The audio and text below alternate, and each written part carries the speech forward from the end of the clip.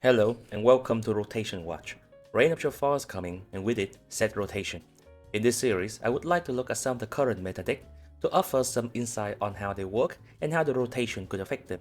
Today, we'll be looking at Tempo, one of the stronger deck in the meta with a rather simplistic but effective playstyle.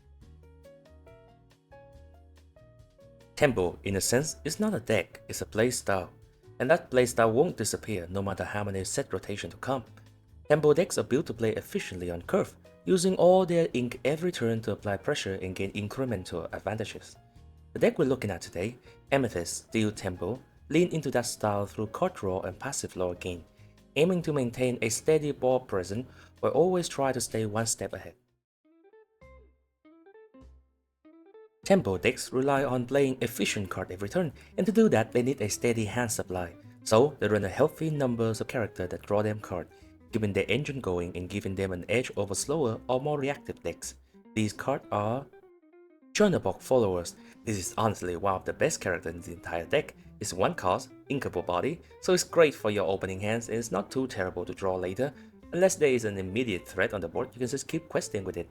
Then, when it's low on value, or going to get removed anyway when you pass the turn, you banish it yourself to draw a card.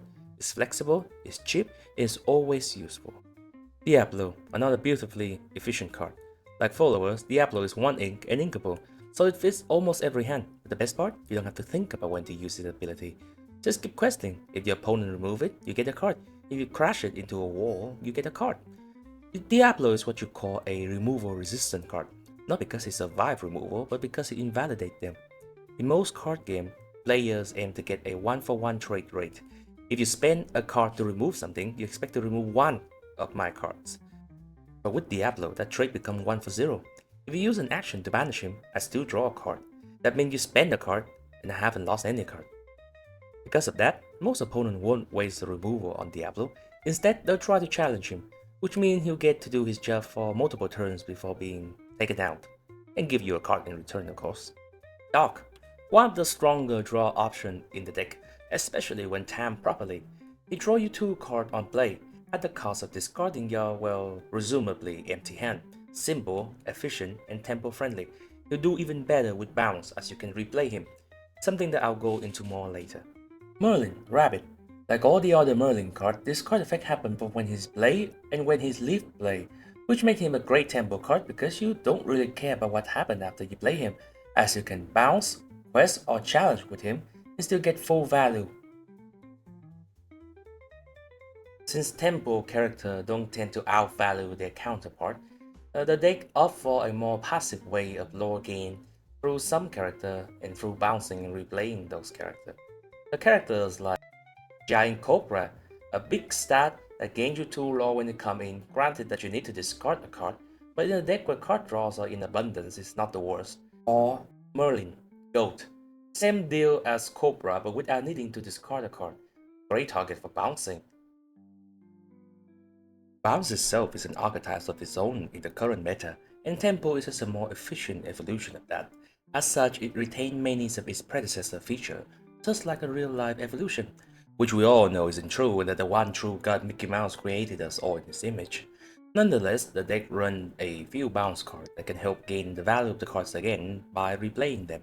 These cards are Madame Mime and her other variation. The best one is Snake Foam, as she is cheap, allowing you to replay the character you bounce back to your hand immediately.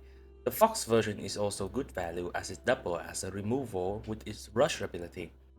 Ideally, you want to use all your ink in the turn, so some calculation is needed. Heckback Z doesn't apply in tournament play. Play your bounce so that you can immediately follow up with something else. Madam Meme cards are also good because they're usually above curve and allow them to trade quite comfortably. If I had to describe Tempos in the more familiar terms, it's the child of that one power couple that you can't help but feel a little jealous of. You know that one, that family, rich, put together, their kid already have a scholarship in a 401k at 16 years old. And in this metaphor, one of the parents is Still Song, top tier, efficient, packed with premium removal.